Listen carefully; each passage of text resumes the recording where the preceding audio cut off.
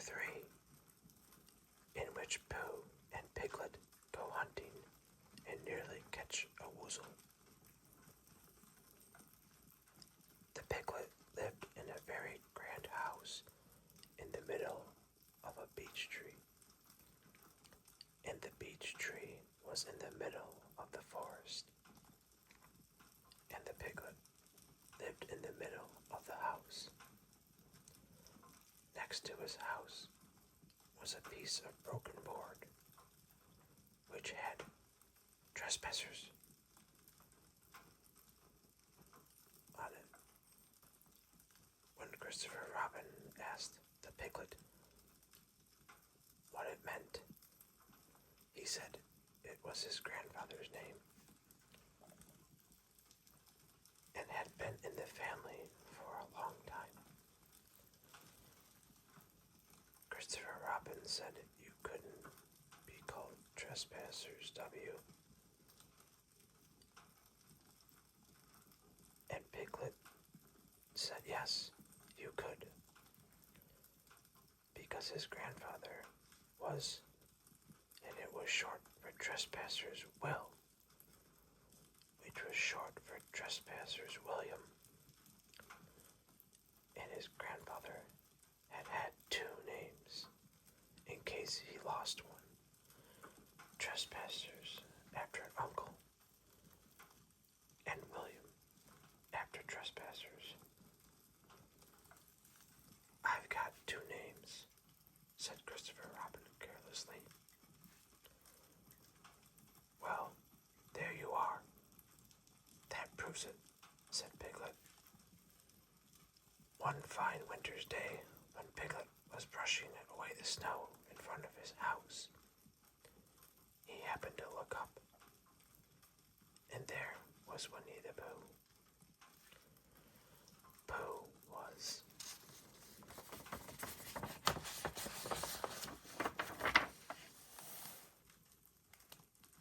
walking round and round in a circle, thinking of something else. And when Piglet called to him, he just went on walking. Hello, said Piglet. What are you doing? Hunting, said Pooh. Hunting what? Tracking something, said Winnie-the-Pooh, very mysteriously. Tracking what? Said Piglet, coming closer.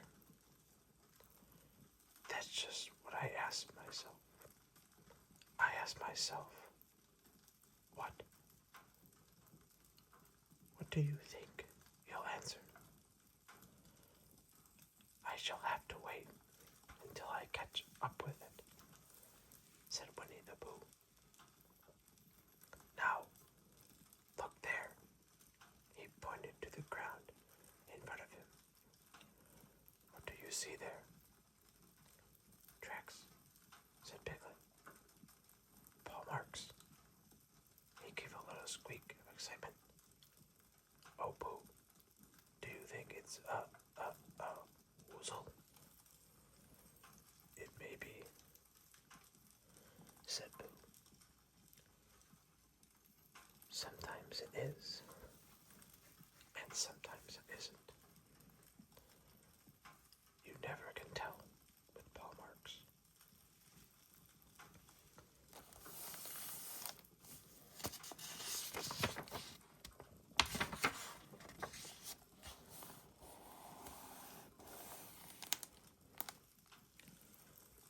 With these few words, he went on tracking, and Piglet, after watching him for a minute or 2, ran after him.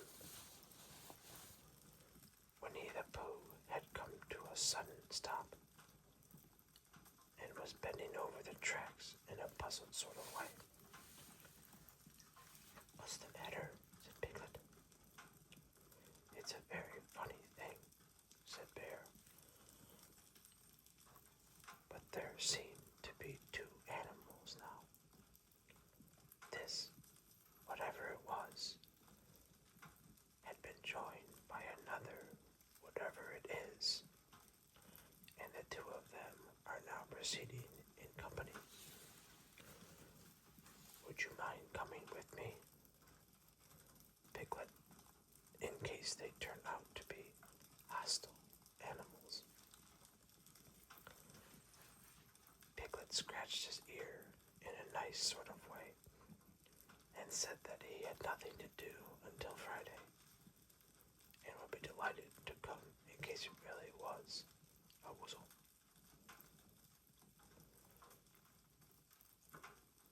You mean in case it really is two Woozles, said Winnie-the-Pooh.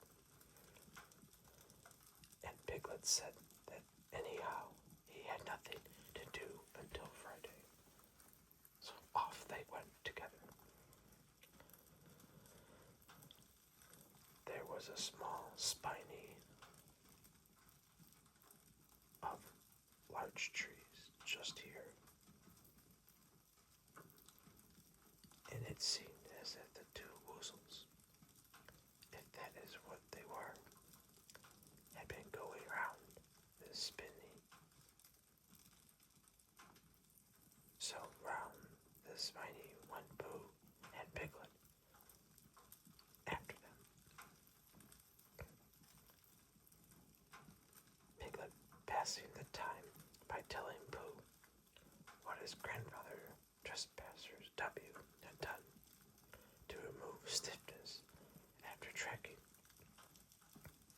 and how his grandfather Trespassers W had suffered in his later years from shortness of breath, and other matters of interest. And Pooh, wondering what a grandfather was like, and if perhaps this was two grandfathers they were after now, and if so, whether he would be allowed to take one more home and keep it, and what Christopher Robin would say.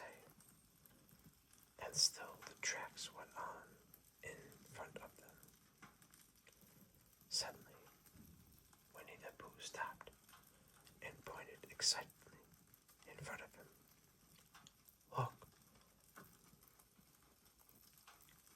What? Said Piglet with a jump.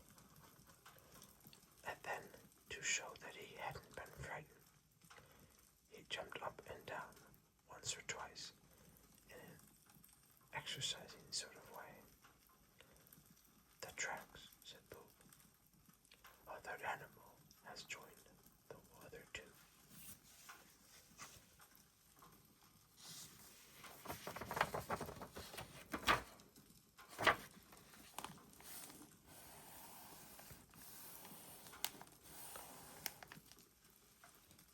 Pooh, cried Piglet. Do you think it is another Woozle? No, said Pooh, because it makes different marks. It is either two Woozles, and one, as it might be, Whistle, or two, as it might be, Whistles, and one, if so, it is Woozle. Let us continue to follow them. So they went on, feeling just a little anxious now, in case the three animals in front of them were of hostile intent. And Piglet wished very much that his grandfather T.W. were there, instead of elsewhere.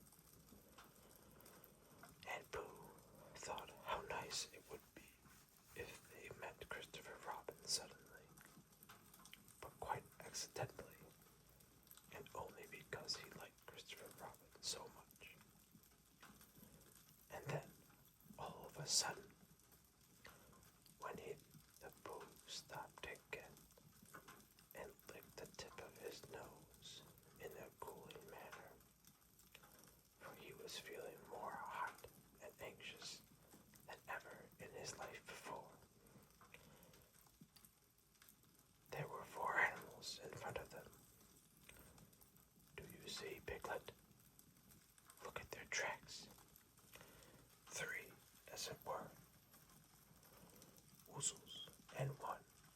as it was, Woozle and other Woozle has joined them, and so it seemed to be.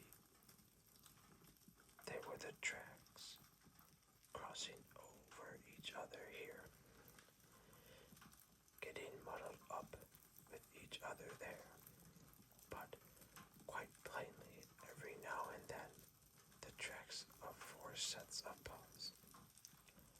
I think, said Piglet, when he had licked the tip of his nose too, and found that it brought very little comfort. I think that I have just remembered something. I have just remembered something that I forgot to do yesterday and shan't be able to do tomorrow. So I suppose I really ought to go back and do it now. Well, do it this afternoon, and I'll come with you, said Boo. It isn't that sort of thing you can do in the afternoon, said Piglet quickly. It's a very particular morning thing that has to be done in the morning, and, if possible, between the hours of, what would you say the time was? About 12, said Winnie-the-Pooh, looking at the sun. Between, as I was saying, the hours of 12 and 12:05. So really, dear old Pooh, if you'll excuse me. What's that? Pooh looked up at the sky, and then, as he heard the whistle again, he looked up into the branches of a big oak tree, and then he saw a friend of his.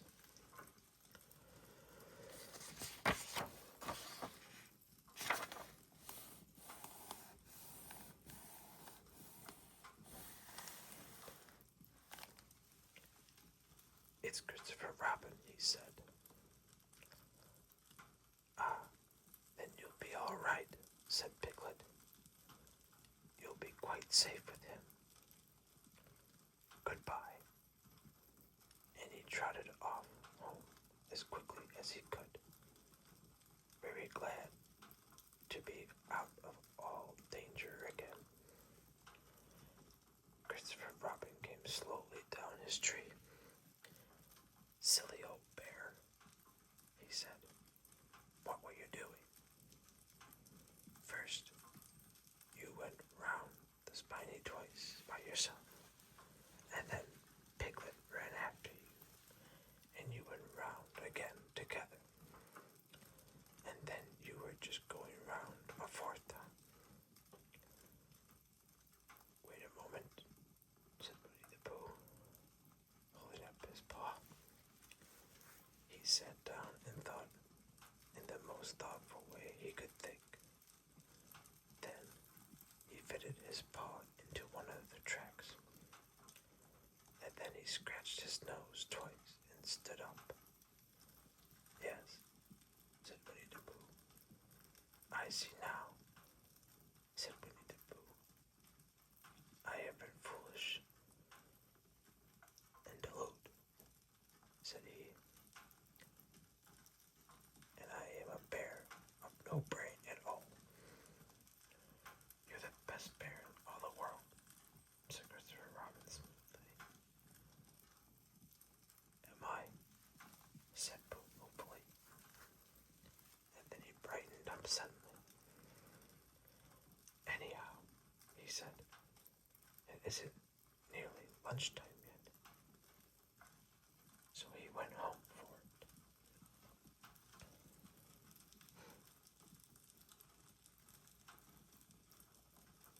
And that is the end of chapter 3.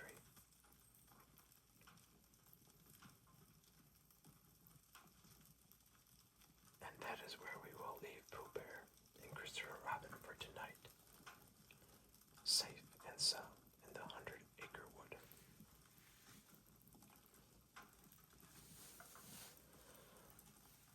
Before you drift completely off to sleep, I want to share my weekly sleep technique with you.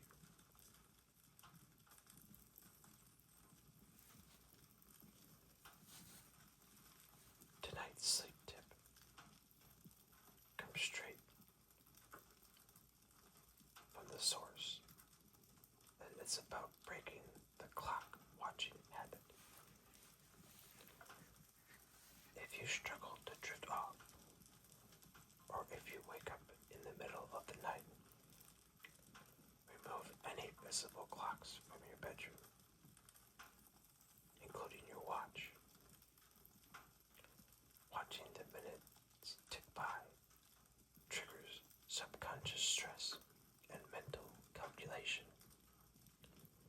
which spikes your cortisol and locks your brain into high alert.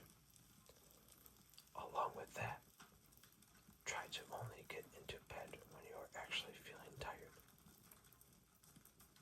Your bed should only ever be associated with deep rest, not with lying awake staring at the room clock.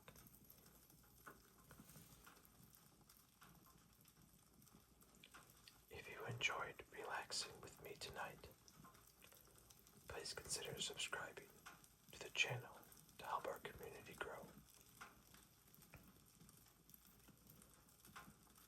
From Chris James at CGR Dad Sleep ASMR. Happy sleep, pleasant dreams, and a wonderful tomorrow. And as always,